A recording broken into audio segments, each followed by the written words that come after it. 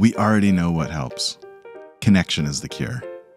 It's our deep and meaningful relationships that give us hope and healing. Welcome to This Helps. I'm Marlon Morgan. Join us as we practice authentic and vulnerable conversations that inspire us to go deeper with the people in our own lives. Welcome to THP Wrapped. These are some of our favorite quotes from all of the episodes this year. These quotes are good. They're going to be in the first book we put out is going to be just these quotes. It's going to be very short. It'll be a quick read. All of our episodes from the last year, genuinely, I think are very good. We couldn't include everybody, of course. That was good. That was a good disclaimer. Thank you so much. In case someone's listening and they're waiting for their clip because of all of their worldly fame and we don't play it. But what I think this is, as we pulled these, you tell me if this sounds right to you, is if you are a new listener or someone who's been with us the last 2 years, whatever, but you want to get a sense of what the show has been doing all along, what we want to do more of next year, the conversations we've been having, this is a good cross-section, I think. It's a good episode. Can't believe all of the smart things other people said to us. It has helped me genuinely, and I forgot some of this stuff. It's good. How did we get all these people? Why are they saying yes? Because the real answer is because we're doing something cool and important, and I know that you and I aren't always the best at saying that out loud into the microphone, but at the end of our first full dedicated year of the podcast, I think it's worth saying that right now. That is why. Okay. Well, if they said yes, this is why. Mm-hmm. Should we let folks hear a few of them? Yeah. What episode number? Because this is what people are going to want to know. They're going to want to know, hey, if I like this clip, what number episode should I go back to? Since there's over 50 episodes now. No big deal. You said over 50 episodes. This, today, episode 50. How did I not know that? I don't know. Isn't that exciting? That's a big milestone. Yes. We're a real podcast now. I've always said it. You did say this is the number. Mm-hmm. Once you have 50 episodes in there, then we can start talking about it, this as a real podcast, That's not right. just some little side project. Mm-hmm. You know what? I want to dedicate episode 50. I woke up this morning, and I don't know if it's because I watched the horrific 4-part Reckoning of Sean Combs, produced by the one and only Curtis Jackson, a.k.a. 50 Cent. But then I thought to myself, we're going to record episode 50 today. Mm-hmm. And how funny would it be if today's the day that I do this a lot. I ask Siri what people's age and net worth is. Uh-huh. Do you do this? Yeah. Oh, yeah. It's honestly, if Apple has any kind of profile on me, it's like this guy is obsessed with the passage of time for celebrities and what happens to their money over time. Because it's just so interesting to see why people have different amounts and also how much they're convincing you that they're not really as old as they are. Yes. But this morning, I thought, we're going to record episode 50 today. Who can we dedicate it to? And I think for getting the truth out there. Now, things change pretty quick, and I know there could just as easily a year from now or even 6 months from now, Diddy from inside prison could produce a reckoning for Curtis Jackson. You never know. And that would be something. But for now, we're going to say that that's not in the cards. We're going to dedicate today's episode 50, to 50 Cent because he's also 50. This is the year that 50 is fitty. And vice versa. And you didn't know that this episode was our 50th episode when you had that thought. I didn't know, but I can tell you this is the most honest, authentic moment that we've had in this entire catalog of incredible shows. And that is, this morning, I did actually have the thought, how funny would it be if this was the year? I bet 50 Cent is 50. I actually asked how old Curtis Jackson was, and it told me that classic, like, behind the times non-AI Siri told me that it would show me more if I looked at my iPhone. I hate when she says that. Yeah, that sucked. So I actually picked up my iPhone and just asked, because that was to the speaker, but I just asked, how old is 50 Cent? And 50 years. 50 Cent was born July 6th, 1975. Unbelievable. Yeah. Here we are in our most recent episode, 49. We talked to two Stanford researchers who, I mean, they have everything. They have all the stuff, and including they went to Harvard Medical School together, and now they do research together at Stanford. So, they know what's up, and they talked to us alarmingly, but also in a very helpful way about the research they're doing. Not enough people are thinking about how AI is affecting us as a species, which is always, things are getting extreme when something's invented that that affects us as a species. Yeah. If you're using that word, I haven't heard that in a while. And we are going to play a quick clip from them about just how we should be and can be framing our thoughts about AI and what we can do to make sure that we don't actually become less smart over time when we use it. Darja and I were at Harvard in 2004. I was 2002, you were 2004 when you started. Mark Zuckerberg was my college classmate.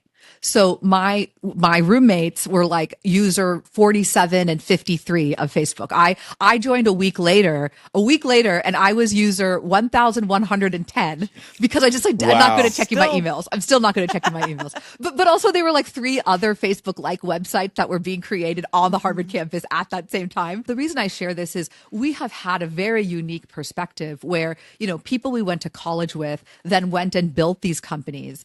And what I kind of feel like is that they didn't know so much of what they were creating because they were creating it was brand new. But what I want to point out is that this is the same thing where this is a brand new, not brand new. I know it's been around for many, many years, but this on a public scale is similar to social media where there's so much harm that we don't yet know about, right? We're only discovering it in real time.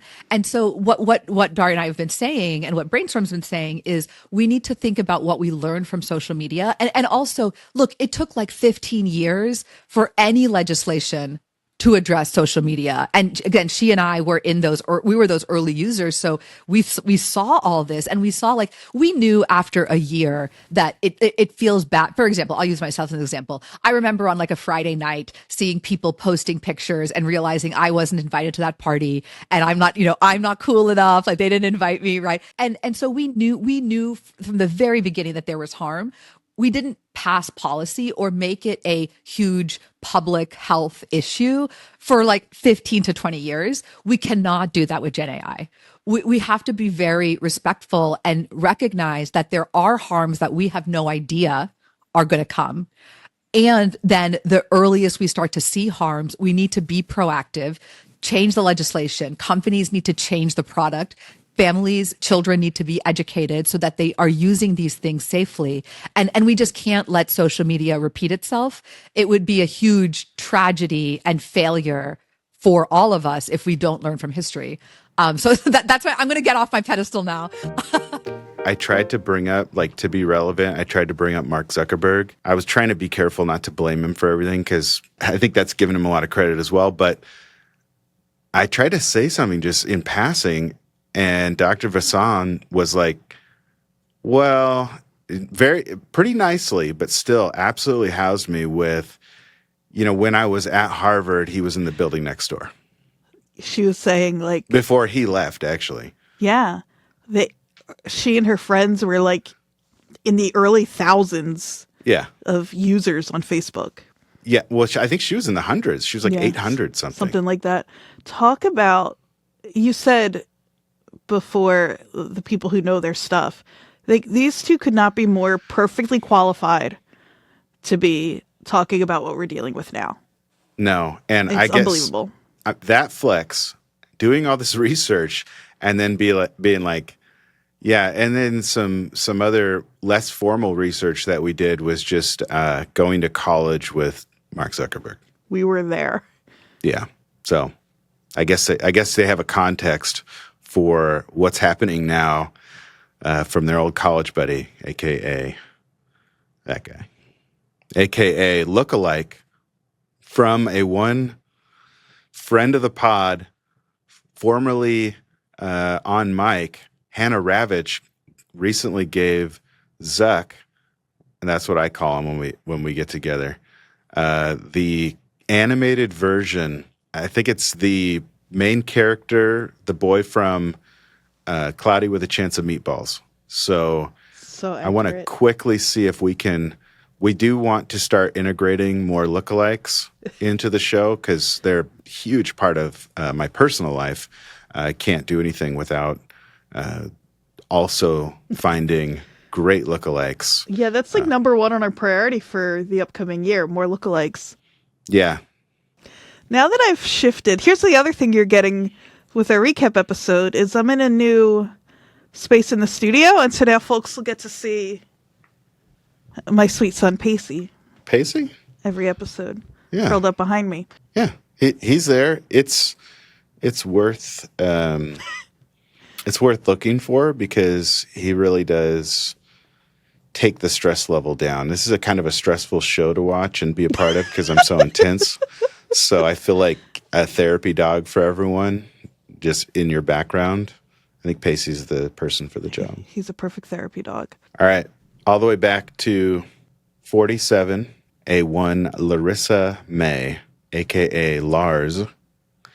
Larz, aside from being what I'll call a genius, she incredibly smart, very insightful, taught me a lot. Even prepping to talk to her, I got to see her talking to Oprah.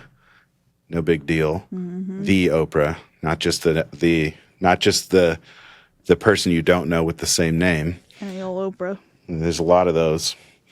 But yeah, I got to see her talking about another organization that she created called Half the Story, which essentially reminds everyone that what you see on social media is not the whole story. That's right. What else? What else from Larz? She said one thing, one of my favorite quotes I heard all year, which was, "You can't change the world with fear." I know. I haven't stopped thinking about it. And I thought about it again today. I was like, people do, but not lasting change. That's right.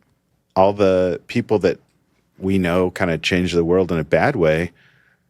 You know, there may be some people celebrating that, but they don't really have a lasting change. They scared everyone long enough to, I don't know, get what they thought they wanted, and then history moved on, and we went back to remembering the best of us. Mm-hmm. So you can't change the world with fear. Let's hear what she says about it. One thing that you said that has stuck with me through a couple days of just kind of getting to know you through your work, and that is, you can't change the world with fear. Tell me what that means. Well, I think there's a lot of ways into that, but what I usually start with is there anything in your life that someone has scared you to do so much so that it leads to long-term behavior change? Not for me. When I initially started doing this work that has become my life's work by complete accident, I really looked to a couple of people as the people I wanted to model my journey off of. And the first and the most important was a woman named Gloria Steinem. And what I learned from her was really three key things. One is that stories have the power to change the world. Two, if you have the privilege to share your story, you better be able to use your platform to give it to someone who couldn't. But third, hope is human medicine and can move us from a place of fear or apathy into action. And I actually had the opportunity to meet her a couple of times. And a couple of years ago, I sat in her living room and she looked at me, and I was still young, I think around 24, 25 years old. And she said, Larz, I don't know too much about this whole technology thing, but what I do know is you need to stop telling people to unplug, and you need to start telling people to plug into life. And you need to really reframe how you're talking about this. And that planted a seed for me, and I started to zoom out and look at the world and see how do we manipulate people into behavior change. And it's really a lot of short-term transactional change driven by fear, because fear fits our bottom line, especially in America.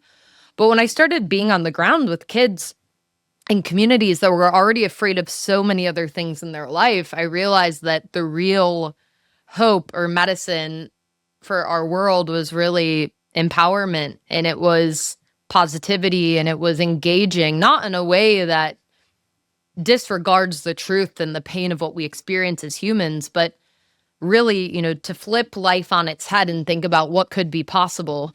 And I think I realized, I could be a tiny star in a dark night that plays into the darkness, or I could say, I'm going to be a shooting star and I'm going to come in guns blazing in a world that's really dark, and I'm going to be that person.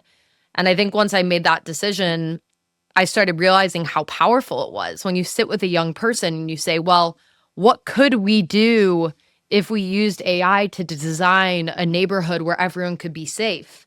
What could we do if we don't have phones at school? And then the answers become screen-free prom and friendship benches at lunch so that we can relearn how to connect with one another.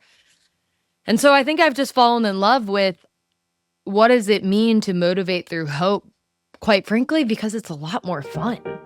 I've said this a lot this year, and Larz is a really good example of how encouraging it is to get to talk with people who are doing good in really tangible, practical ways.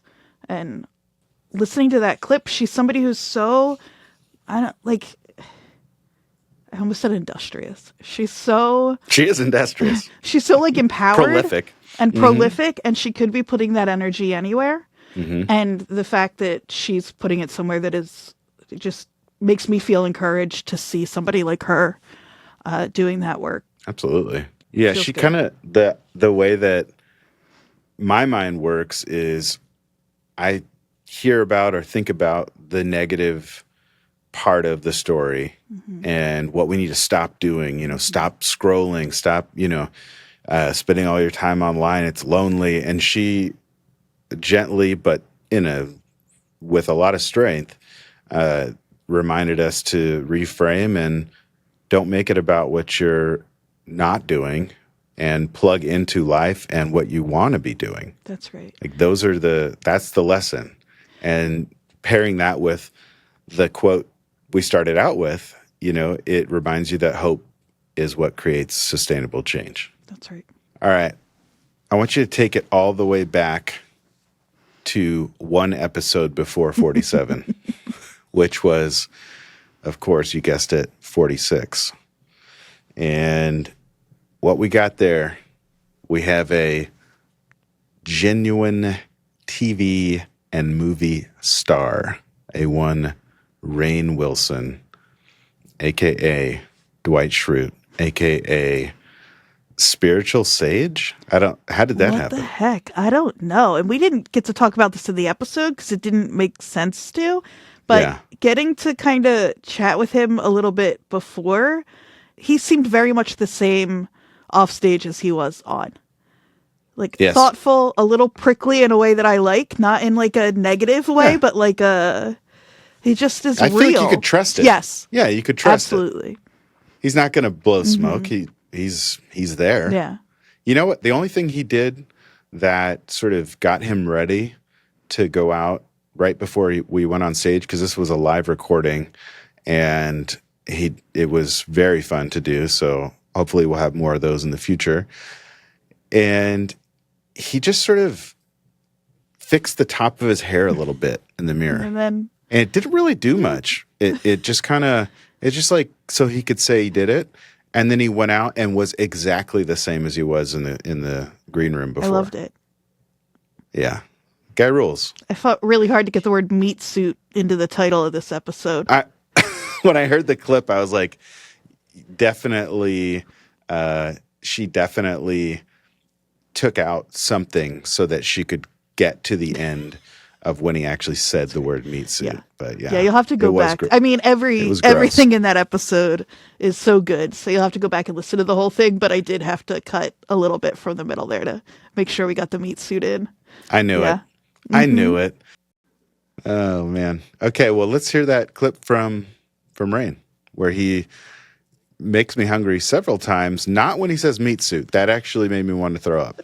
But he did say Costco muffins and a number of other things, and I think we need to hear it. You mentioned capitalist consumer spirituality, and as a middle-aged dad, it's not some of the things. I don't dream of being like a billionaire or anything, but I do love going to Costco, and I want to know why I would rather go there than church. Can you answer that question for me? You'd rather go to Costco than church? I love it there. Yeah, it's like so relaxing. There's plenty of everything. Sure. Great prices. But it Although feels spiritual to me. I don't know. I wish it didn't, but... My friend did get run over by a cart at Costco and is in a lawsuit, so... Okay, well, maybe we can't talk about it here, because are you going to get deposed for that? Yeah, then I'll get deposed. What was the question? I want you to please help me Well, understand why Costco or buying stuff feels like I would rather do that than read the Bible.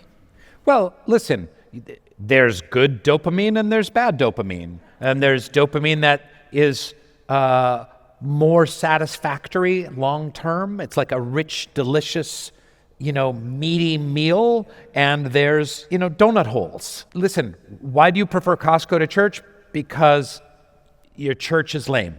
Because the church that you go to should be fulfilling you in lots of different ways where you're excited to go. And also, whatever church, mosque, synagogue, Baha'i, devotional gathering, Buddhist meditation gathering that you're going to, also there needs to be a service component attached to that where you feel like you're a part of something and building something greater. And a lot of times churches are very passive worship. You show up, you get your lecture, you see your slide, you see the band, you go like this and then you leave. But you're not an active kind of participant in building community. It's almost like more consumerism, but yet I don't come home with tons of microwave, delicious, or food, or donut holes,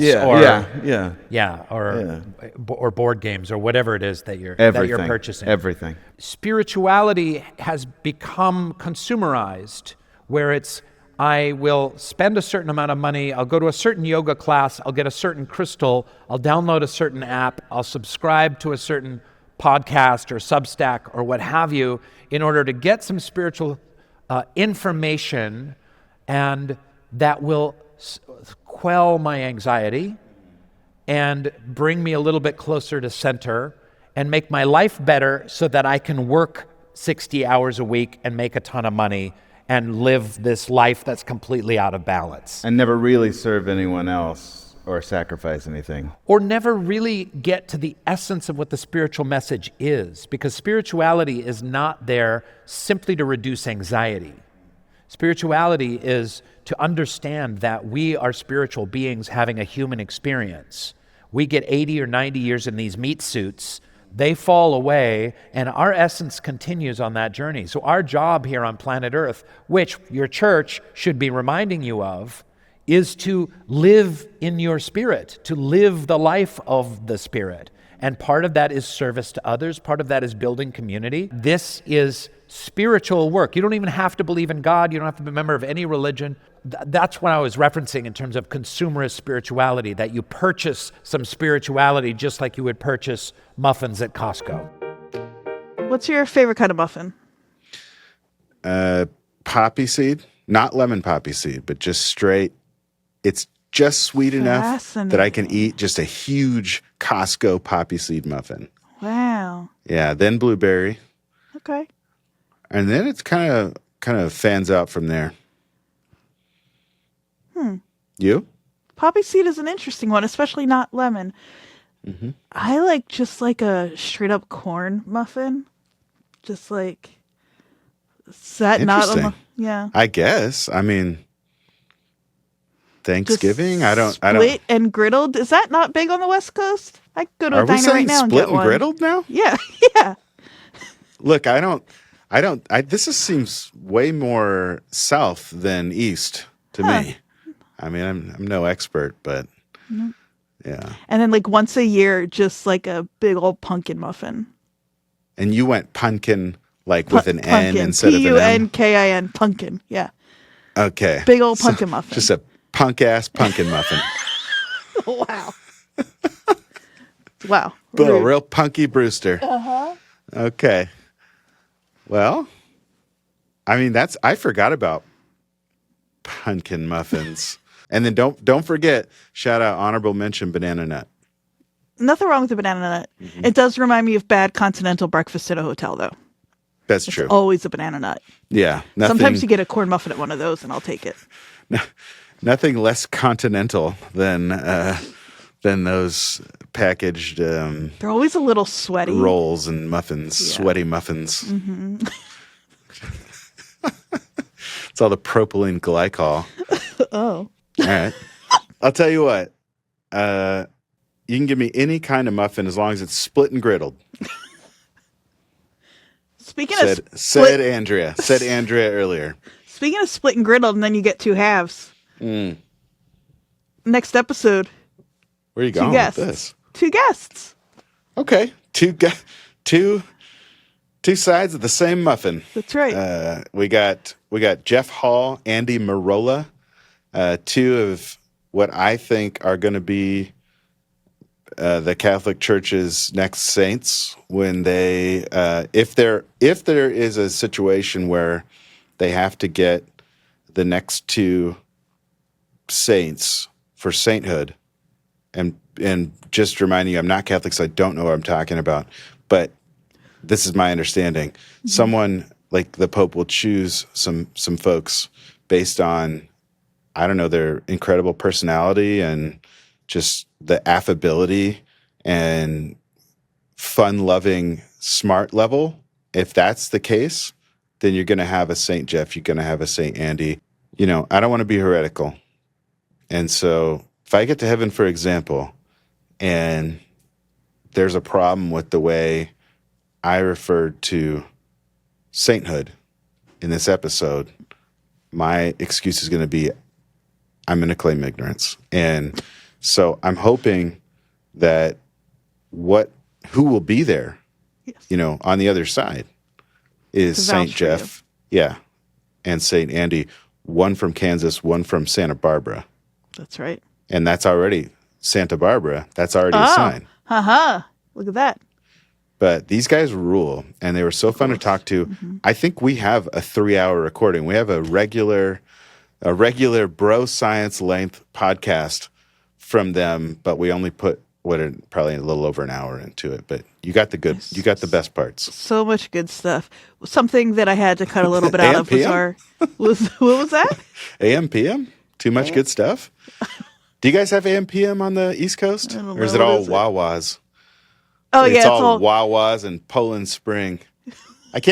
Anytime I go to the East Coast, I cannot get some purified water. It is all spring water, and it's all just sediments galore. It's good for you. It makes you strong. I don't think so.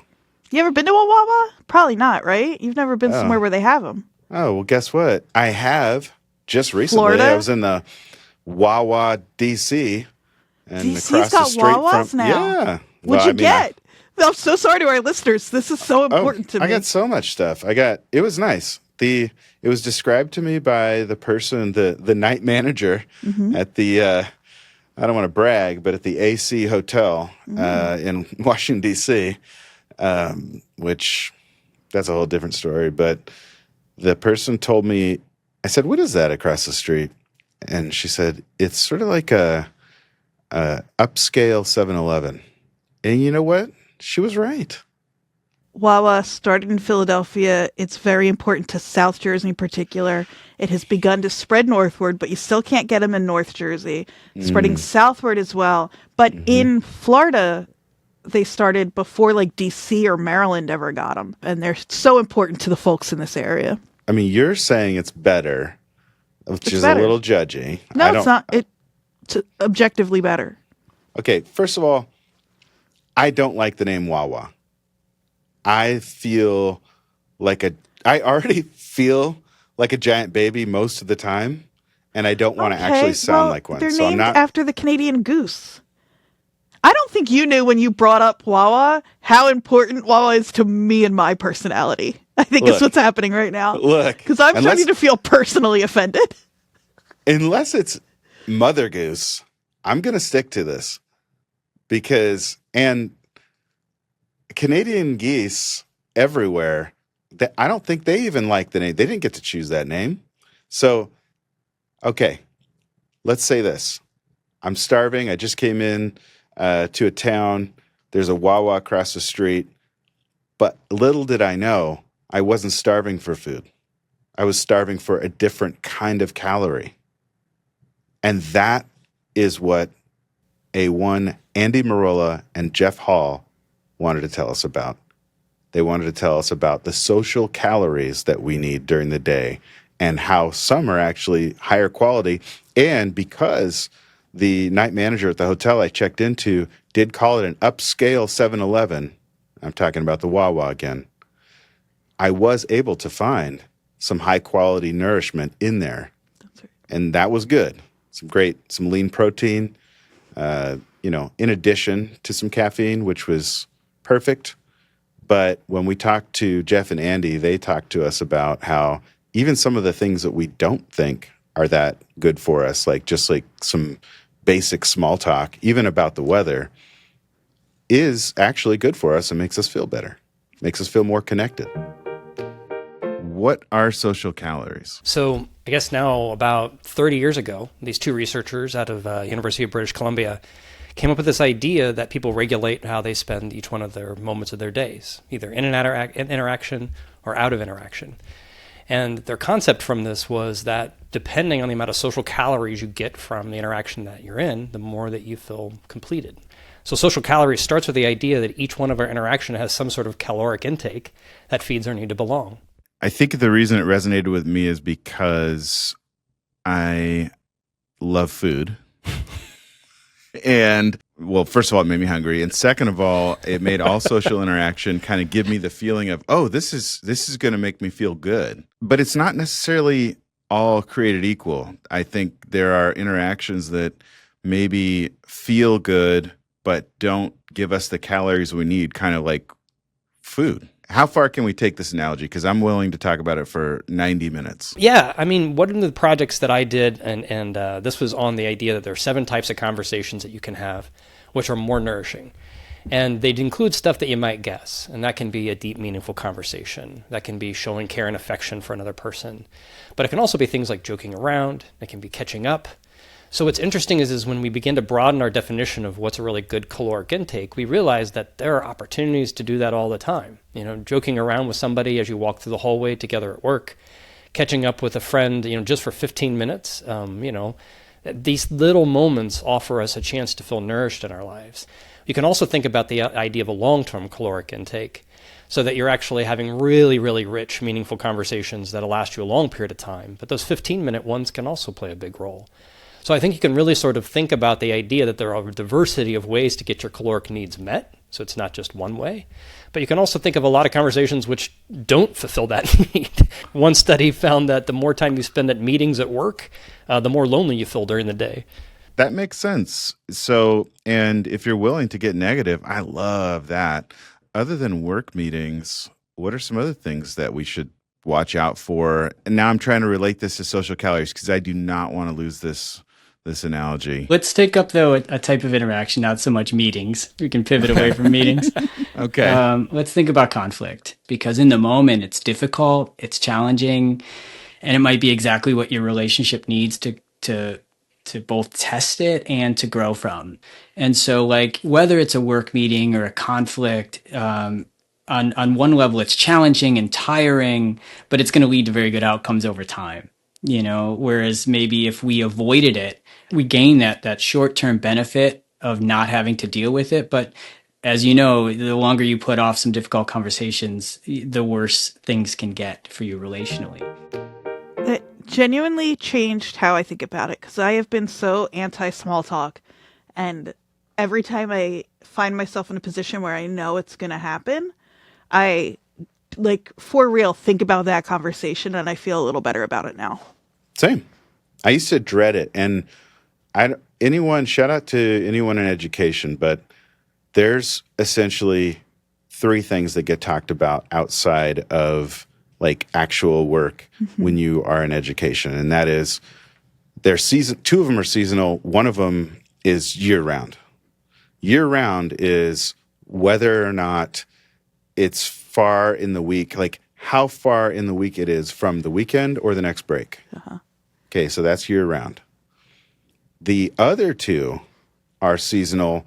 One, I would just say, sort of winter, fall and winter, is you talk about wine. And spring and summer, you talk about margaritas. Yeah, that's it. So those are the 3 topics. Those are the small talk in education. So students out there, if you're wondering what your teachers are saying once you leave the room, they're literally talking to each other about how much salt is on the rim and all that. That's it. But apparently it's necessary now. Not now, I guess. Yeah, but all so. I'm saying is education, teachers, I say this with love and as a part of the community, because I was a school counselor, and let's vary it up. Honestly, a nice conversation about the weather would help. Once I hit 40, I love talking about the weather. It means the world to me. It used to mean nothing, and now it is just an absolute guilty pleasure. Checking the crap out of the weather on my watch, on my phone. So much snow this week where I am. Really? Mm-hmm. Only weather that I am okay. going to experience, though. Got it. Okay. So, do you want to talk about Southern California, or we're never going to be able to connect on this because you guys get sunshine and stuff, right? So, I know snow is important for water, but this is going to be another East Coast, West Coast situation. This whole podcast, after years and years, is going to ultimately end in sort of a death row bad boy situation where you and I are the sort of the Tupac and Biggie. Everybody's saying it already. Yeah, they heard, Poland spring water, Wawa. I just can't respect these things. Sorry. I'm starting it now. But we got to be frenemies for a while before that starts. Because remember, Pac and Biggie did hang out. That's right. They actually kind of liked each other for a while. So we're just letting folks know now where we're headed. Mm-hmm. Great. Mm-hmm. And now where are we headed? Well, we just heard from Andy and Jeff, 2 future giants of Catholicism.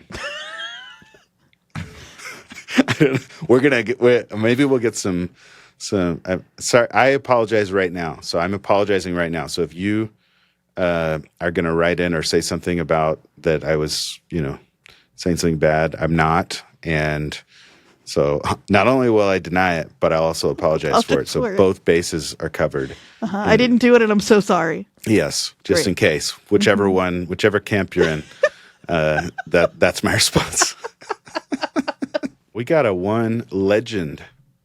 The legend, Dr. Smita Malhotra. No big deal, but she's just the chief medical officer for, I don't know if you've heard of it, the LA Unified School District. You got to do one of those every once in a while. Mm-hmm, mm-hmm. And she talks about, being a pediatrician and early on seeing some pretty sad and, things that could really make you feel traumatized. And sort of how seeing those or experiencing those things can send us in one direction or the other. So I'm a pediatrician by training. I've seen death of like children. I've sat next to, I was a bone marrow transplant hospitalist. I worked in hematology, oncology.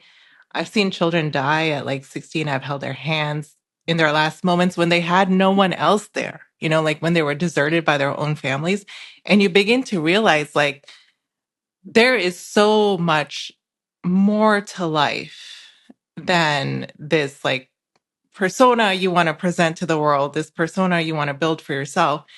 Like it's really about enjoying those everyday moments and really cherishing those moments that you have with your loved ones.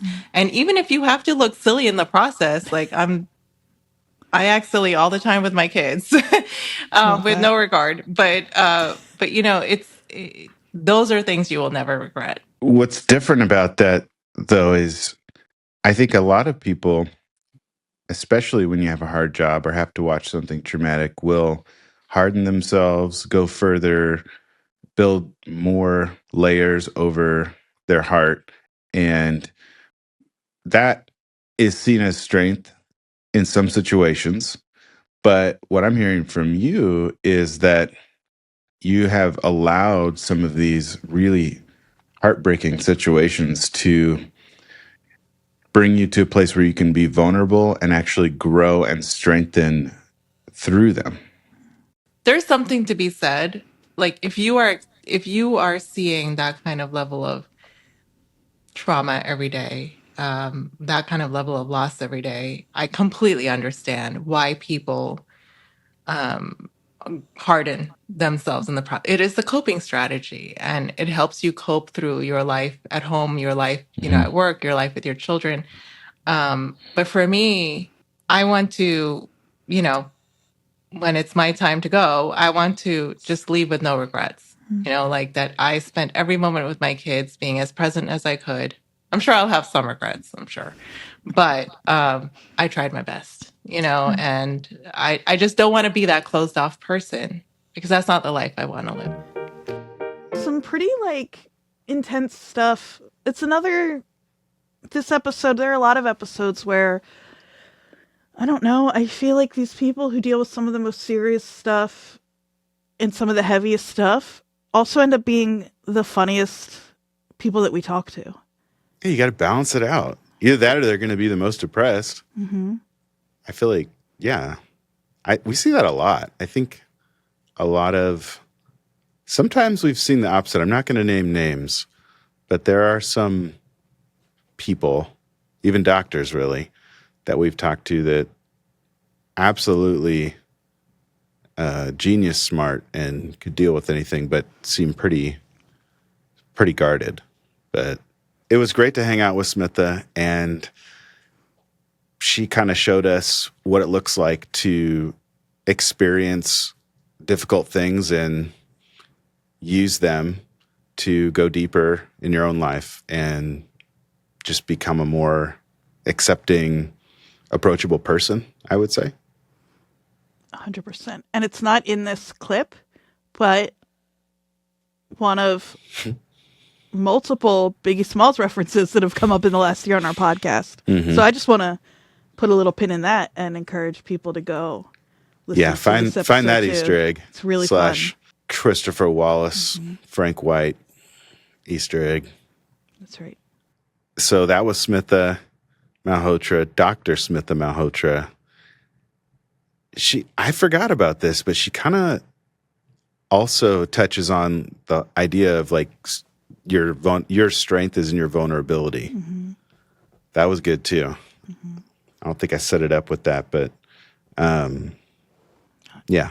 And the idea of like choosing to be present rather than like separating yourself from the situation and just trying to be perfect because then you don't really experience it. Right. And another one who seems to really be living that way. Like she's not just giving advice that she's not taking. No. She didn't change once we hit record. She was totally cool and fun throughout. I've seen her a number of times in person, not to brag, but she's does not seem boring enough to be doing the job she's doing, but is doing a great job. Exactly.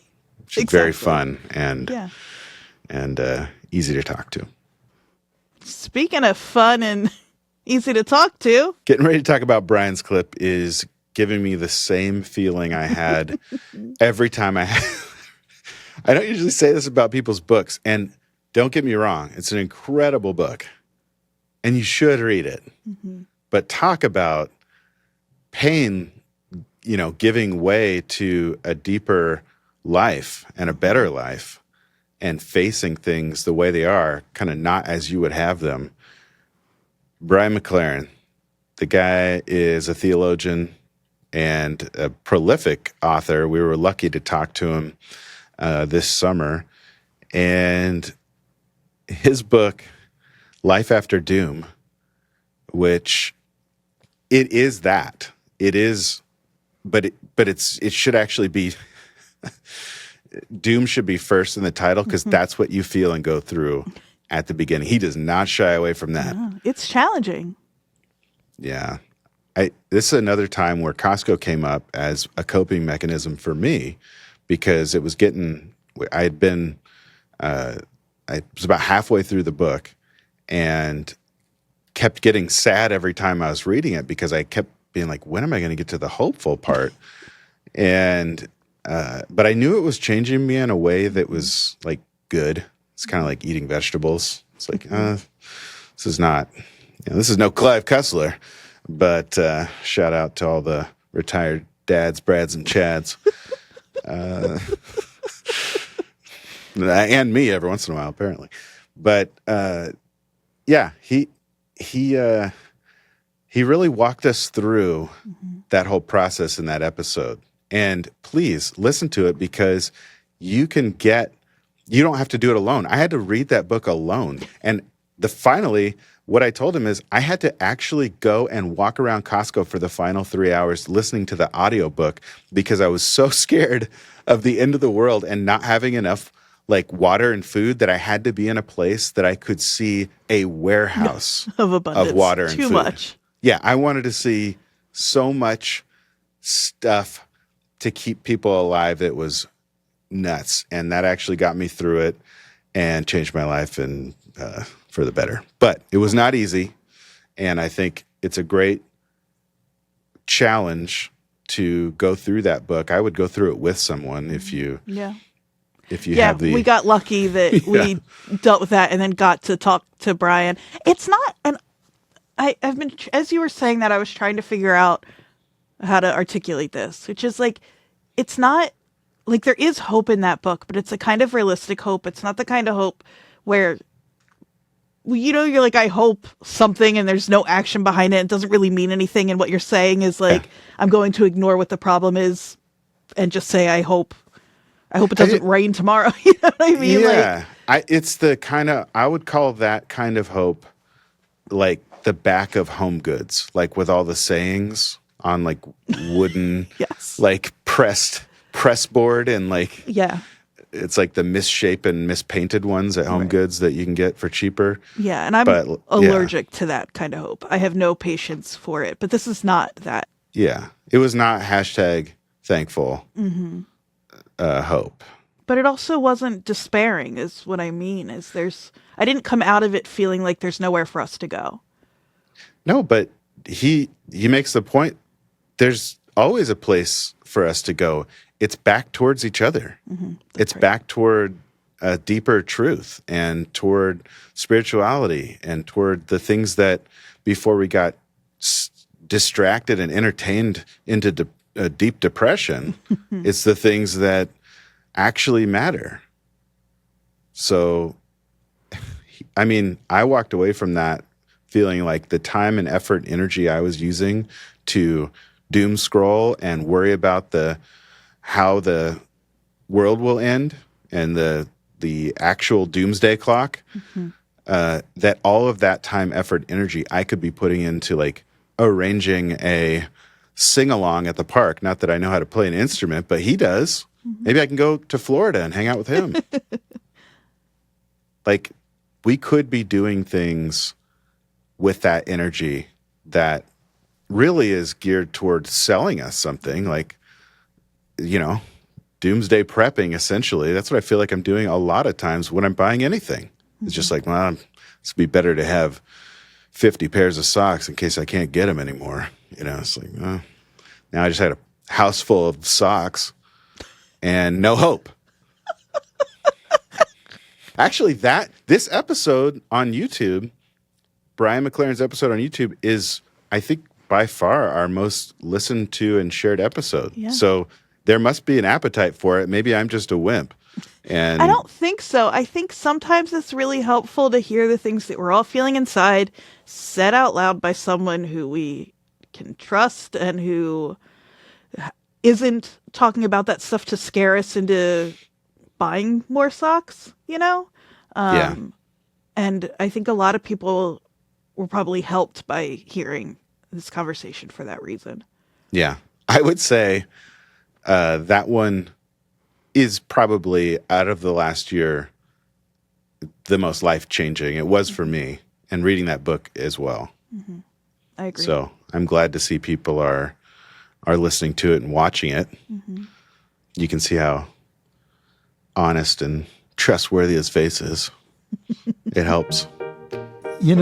Because I know this book is would be disruptive for people. And I knew it would be disruptive for people because it was disruptive for me to write. There are a few of my books that the writing of them, I think in the long run helped me, but it was certainly not easy. It was a sort of this helps, but it wounds you in the process of helping you. And it will help. Yeah, that's right. That's right. People think theology is their most sensitive area.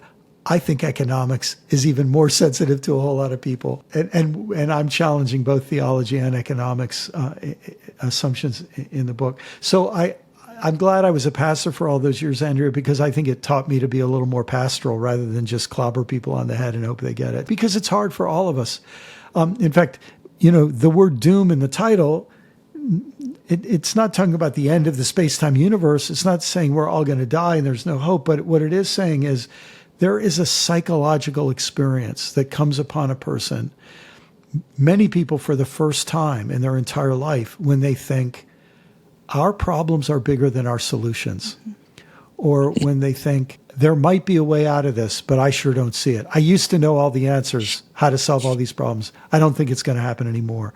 And when that happens to people, it is super, super disruptive. It's like getting a diagnosis that you think you never thought you would get. I've experienced it myself, and I continue to. I want to wake up tomorrow and live in a different reality than I live in. And I might manage to do it until about 10:15, and then I'll say, oh, no, I live in this world. So, all right. So you heard it. You heard it here first. If you get confused, disoriented, let that be a chance for destabilization to become a search for something more meaningful, and to, go after the deeper truth and a more important and fulfilling human experience. It's out there. It's just not easy. And we like easy. I like easy, which is why you'll find me in Costco listening to this book. It's funny you mentioned organizing a sing-along in a park, talking about Brian, but the next episode we're going to talk about is half of the episode is almost about exactly that. Yeah. If we can name this episode 2025 Unicorn Death Fiasco Recap, I bet we'll get so much, so many new listeners. They'll be disappointed, but it did look totally fun. And it did remind me, kind of talking like, about the same things we did with Brian, but Anya not only brought us to pain as a message and reflects what we care about, but also, hey, don't forget about just having fun, for no reason. That's still cool. No matter what's happening in the world, if you're together with other people, it can be total nonsense, and it can even be a unicorn death match. But a lot of that can guide us toward community and gratitude, really, for each other. You want to honor your pain for the world, you start with gratitude. You ground yourself in gratitude for what you have, what There's you the love. Buddhism piece. There's a Buddhism piece. And you recognize that your pain is a sign of your connection. Wow. So my pain is almost a message reminding me that I'm connected to all of this. That's right. Yeah. I think that's going to be helpful for our listeners. It's a huge asset that we have. Our anger is our... It's going to be helpful for me, I should say. It's helpful. It's so helpful for me because the fear, is a sign of what we value, what you fear happening. Okay. I'm slowing you down only because... Yeah, you should. A fear, we need to unpack that. Fear is a sign of what we value. Yes. What are you afraid of losing? Fear is also a statement of trust because you have to trust that your fear will be heard if you can express it. Some efficacy or empowerment. Yeah. How do we get that? You cultivate it. I mean, you come together in connection. Yeah. You gotta like keep other people going and be vulnerable and ask for help and say I'm struggling and yeah. And you're gonna get more connected as you express these things. Yeah. It sounds like you're sort of teaching us from your growth, from your own process. Is that what's happening here? That's you're on. That's right. That's okay. right on. Yeah. Yeah. Okay. Because I always find it genuine and easier to follow when you can tell somebody is doing what they're asking you to do, when they go someplace first. And so you're saying if we take on this outlook and actually face our fears and look at how they might impact our behavior as a culture, as a society, and as a human, just as an individual, you're saying I won't just fall apart? You will fall apart and then you'll come back together. Okay. In a beautiful way. How do I prep? I need to prep for this cleansing. Yeah. Yeah. I mean, gathering the support, the gratitudes are gratitudes of connection to the things that you love, to nature, to the people that you love, and just the amazingness of being alive right now. I mean, that is a miracle in and of itself. The fact that we're here, as far as I know, I'm really right here. Yeah. And we're all talking to each other, and we're talking about some pretty hopeful stuff in the midst of what doesn't really feel like it. That's right. That's right. And that is really cool. Yeah, it is. It's really cool. I love when this happens because we invited her on mostly because of her really fantastic, useful books that have a lot to do with like screen time and social media and young people. And there's a lot of that in this episode too, that is, like I said, really useful and practical, but then also we really get to the heart of what's sort of at the bottom of all of it. And I think that's something that doesn't always happen when people get to talk to the people we also get to talk to. I love talking to folks who come in with an agenda and finding out more about who they really are. You know, and not that coming in with an agenda is good. A lot of, people, when they go on a podcast, they want to promote something or talk about some, usually a very good or incredible, work that they created. But sometimes it makes sense to kind of see where they're at now that they've done that. Yeah. And what they've learned. And I feel like Anya talked to us, about her own personal growth, and it helped. I liked hearing it from someone who was very obviously experiencing it, not just telling you how to do it. Absolutely. So, yeah. Anya, former education correspondent for NPR. For anyone, if you've made it this far into the episode, you probably didn't need to know that, but I just kind of want to give her a shout out. No big deal. And author. All right. So Anya, definitely walking the walk and then telling us about it. Someone else doing you could say the exact same thing. A1, Dr.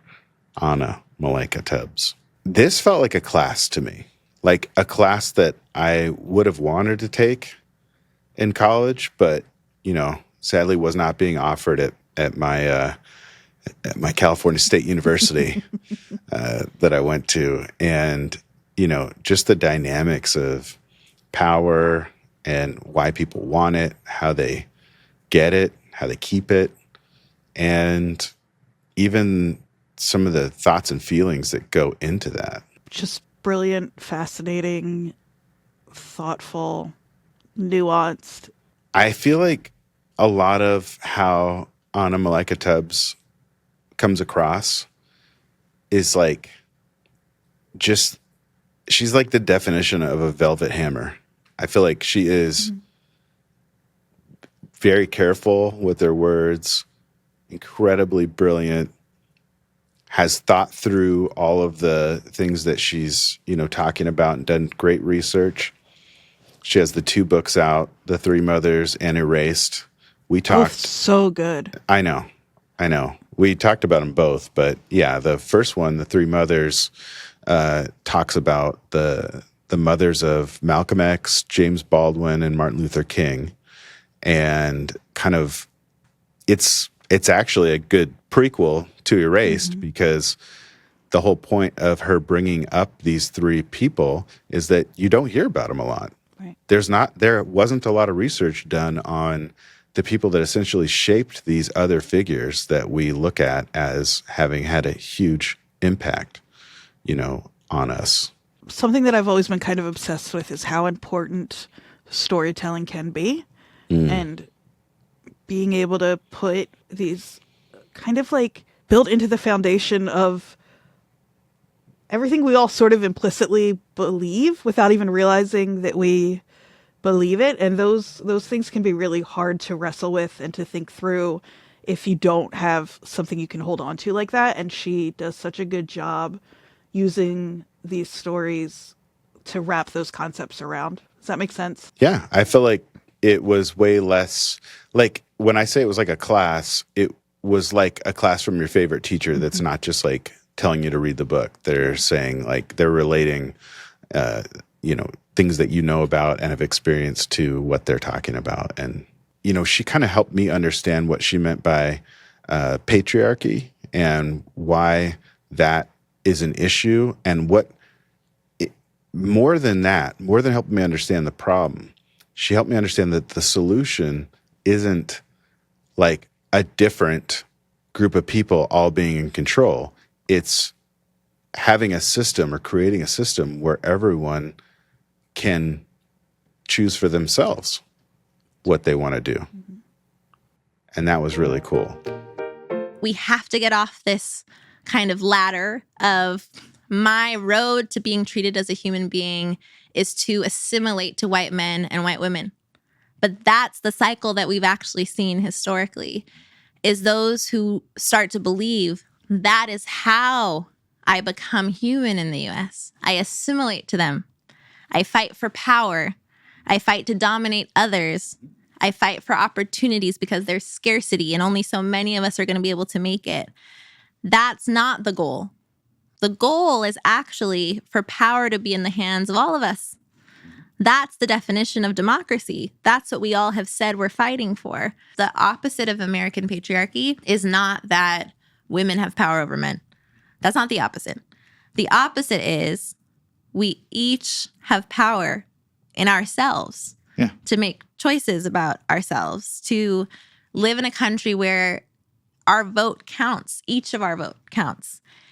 It's not let's turn the tables and subjugate men and take away their rights and power. No, it's men, especially white, rich men, stop trying to take control of everyone. Leave us alone. And we do have to coexist in a nation, right? There still has to be something organized, right? We still have to have candidates and be able to voice our opinions, and we're going to experiment. We're going to be shifting and testing out different leaders. That's a part of living in a nation together. I'm not necessarily advocating yet for completely dismantling that, but I am saying think about the ways in which power has been taken from you as an individual, and you've been told that you, in order to be someone who matters in the world, that like your journey in life is how many people can you hold power over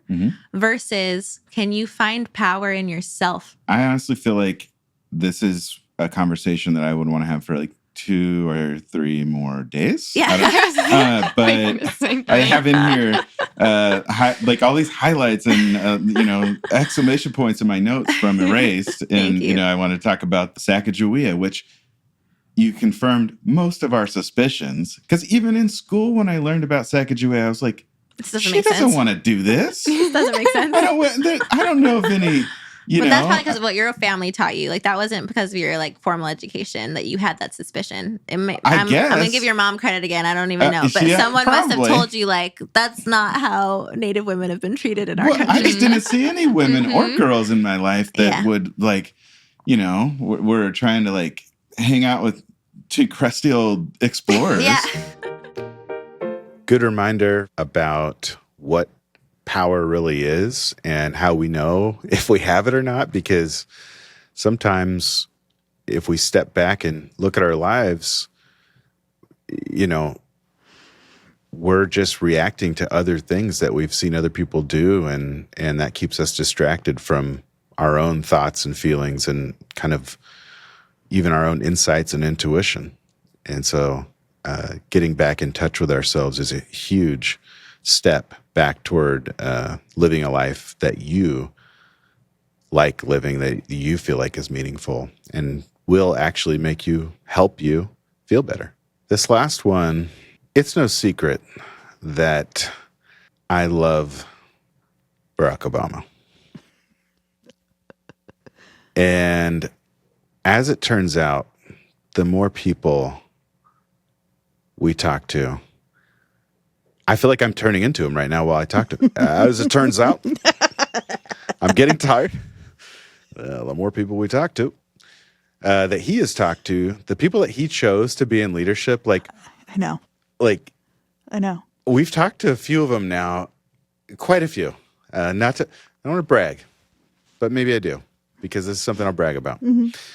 We've talked to a number of the people that what I'm going to disrespectfully refer to as Barry O put in power in his cabinet, and they are some of the smartest, best. This is not a political podcast.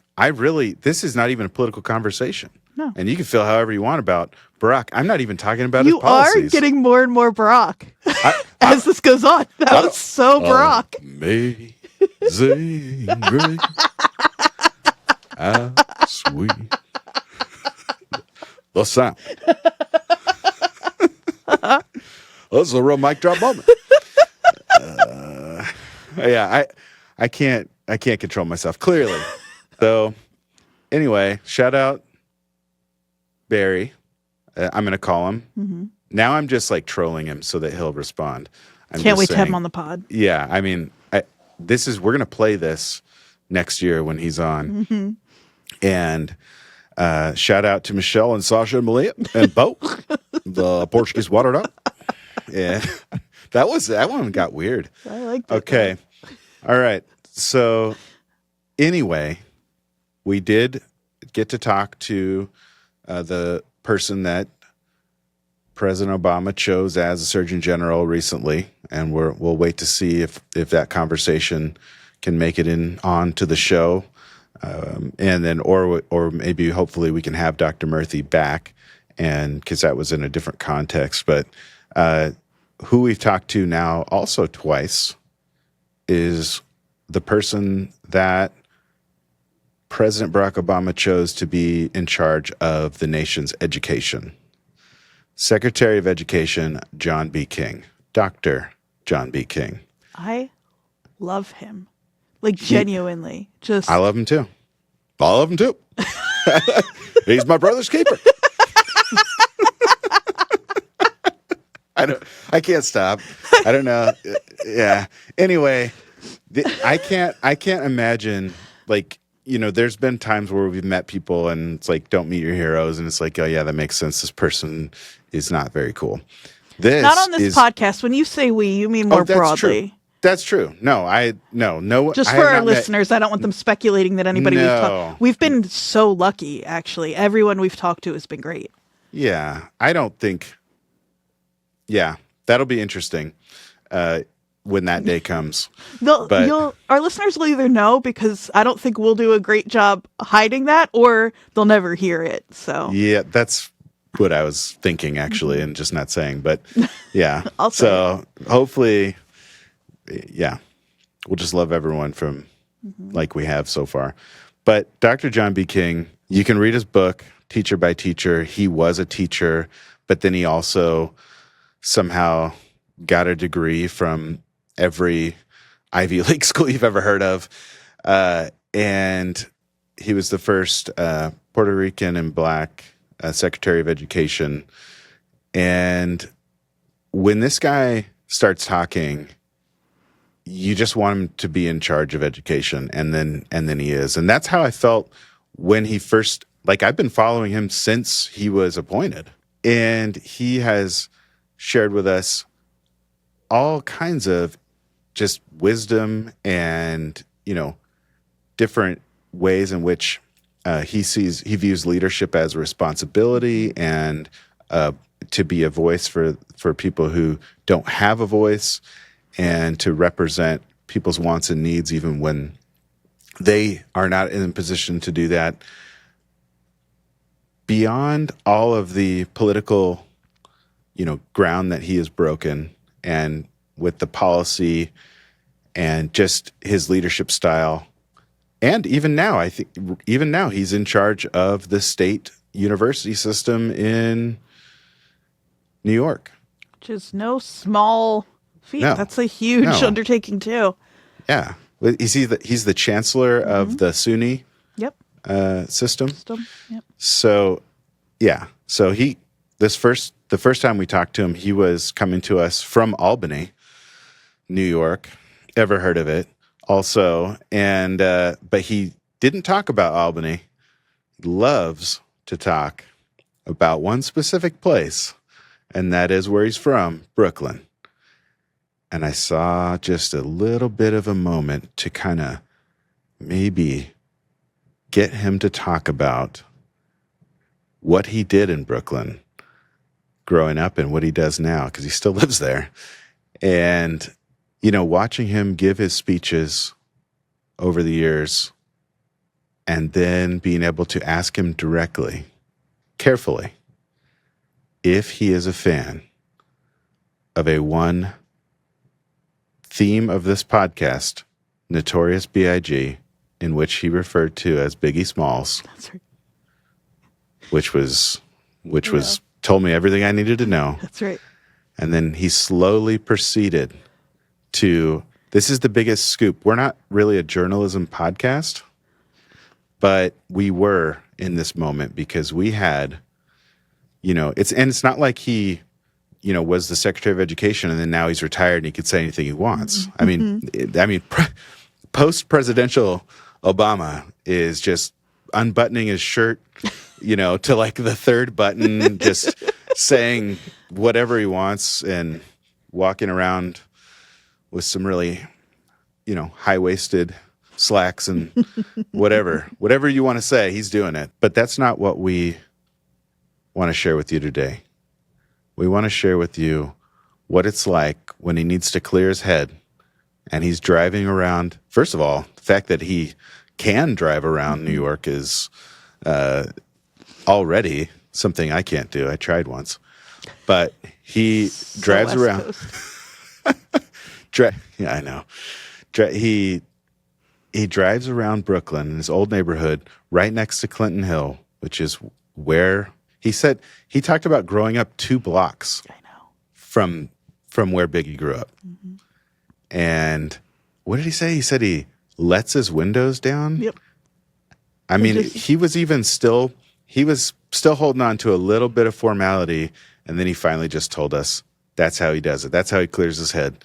He rolls around Brooklyn, just absolutely bumping Christopher Wallace, a.k.a. Biggie Smalls, Notorious, all around the old neighborhood. And this is him trusting us with that information. We're going to go Christopher Wallace. Biggie Smalls. So Yeah. look, there are just certain music figures who like define a period, and you think about the history of hip hop and what Biggie Smalls meant to hip hop. And, I ended up at one point living probably like, I don't know, 3-4 blocks, if that, 2 blocks from where he grew up, in the Clinton Hill section of Brooklyn. And, one of the things I love about Clinton Hill, Fort Greene, where I also now live, is just there is this incredible diversity and this African American cultural history that's so important. And I still, when I'm in my car and I'm trying to find a space of peace, I will sometimes put on some Biggie Smalls and lower my windows and just turn up the volume. And are you sharing this in any other interviews? Because I feel very special right now. That's not something I've ever talked about in an interview. So, yeah. Oh, well, it is safe here. I'll do whether it's Ready to Die. I think like that song with Bone Thugs. I feel like that's like if you want to get in the zone to really tackle a big talk or something. But thank you for sharing that. And maybe off record, we can even talk more hip hop at some point. I remember how joyous I felt when that happened. It was like we earned it. It was the end of the conversation. It was getting to the end. We had shared some laughs. We talked about food. We talked about growing up. And he confirmed, like you heard, he has never let that information out. It's hard out here when when you're a leader in those positions sometimes that you don't always want to share all the details of what you might do to relax and to just kind of get back in touch with yourself and where you're from. Mm-hmm. And I felt absolutely privileged to have that information and for him to share that. I think it just made him even more human to all of us and hopefully gave people some hope that they could be in leadership positions just like him and still make a huge, impact on history, but still be themselves. Things you can expect in the new year. Probably the most important is, since you're listening to the end of this episode, trying to get a little treat for you. A little unexpected treat when you're doing the dishes, listening to this show, and you have wet hands so you can't stop the podcast from going, and you have to hear me talk about, please leave a review and ask you to subscribe on YouTube. I really tried to spice it up a little bit. So just please, I'll do it right here and right now. If you like the show, please visit us at This Helps Podcast and or at thishelpspodcast.com and listen and watch the show on YouTube. Mm-hmm. We're getting subscribers left and right now. Please, I want you to be able to be on your own show later talking about how you were one of the first subscribers to This Helps Podcast. Comment on it. I want to know what you think. Yeah, that's real. I do. If you're listening, I want to know why. That's true. And you know what? This situation, you can comment on anything and everything and feel seen and heard on YouTube. I can't guarantee someone's going to read it. But for right now, if you comment on the show, good or bad, and you have, if you have some criticism, that's good. We can make the show better. Let us know. I'm fine with that. Do a criticism sandwich. Say something nice, even if you don't mean it. Give us a criticism so we can accept it and not feel defensive. And then say something nice at the end. And we'll know what that means. We'll know that means we need to make it a little better. So we welcome your comments, your thoughts on the episodes. You know what else I'd like to know is we're right now, as we are looking at going into this next year, New Year Who Dis, we want a new guest list. Who do you want to hear from? A lot of people are saying yes to, incredibly, people want to come on and talk to us, and we want you to hear from people that have helped you. I love that. Where can they, I think the best place to do that would it be in the comments on YouTube, or where would it be? Yeah, I think so. Just, whatever the most recent episode is or one that you like, just go share. We're paying attention, so we'll see. I love John B. King. You know who else I'd love to see? And then tell us. Yeah, let us know if you want to see a Hawaiian-born former president, and we'll take that straight to the top. Yeah, thanks for hanging out this year. Or if you're new, thanks for using this episode to check us out. I hope you stick around. Got big plans for 2026. Hey, get in on the ground floor. Mm-hmm. This is going to be the year. New Year Who Dis. One more time, because repetition, that's what I really want to get it out there. And then also all the nice, authentic things that Andrea just said. But most importantly, New Year Who Dis. Yes. Okay. See you next year. Thanks for joining us today. We hope it helped. Stay connected with us at thishelpspodcast.com.